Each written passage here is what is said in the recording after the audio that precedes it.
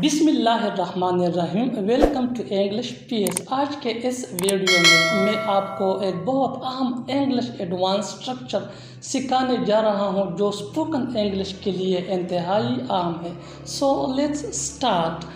देखते ही देखते शाम हो गई, देखते ही देखते शाम हो गई, देखते ही देखते सब बर्बाद हो गया, देखते ही देखते सब बर्बाद हो गया, देखते ही देखते वो रोने लगा, देखते ही देखते वो रोने लगा, देखते ही देखते वो भाग गया, देखते ही देखते वो भाग गया, देखते ही देखते तुम गायब हो गए, देखते ही देखते तुम गायब हो गई। इस तरह के फ़िक्र हम अपनी डेली लाइफ में बोलते या दूसरों से सुनते हैं।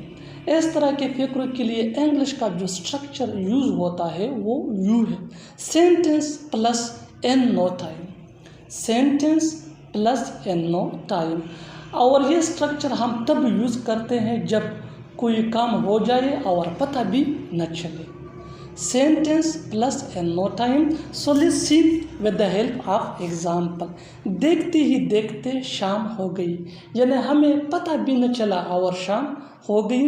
It's evening in no time, it's evening in no time, it's evening ये सेंटेंस और in no time it is over structure. देखते ही देखते सब बर्बाद हो गया, देखते ही देखते सब बर्बाद हो गया। Everything was ruined in no time, everything was ruined in no time, everything was ruined ये सेंटेंस है, in no time ये स्ट्रक्चर है।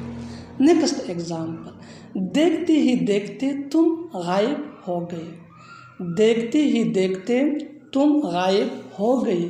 You disappeared in no time, you disappeared in no time, देखते ही देखते वो भाग गया, देखते ही देखते वो भाग गया।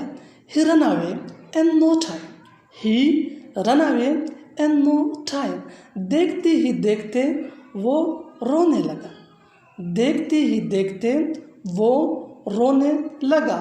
He started crying in no time, he started crying in no time। और ये फ़िक्रा आपके लिए, इसको ट्रांसलेट करके कमेंट बॉक्स में ज़रूर लिखना।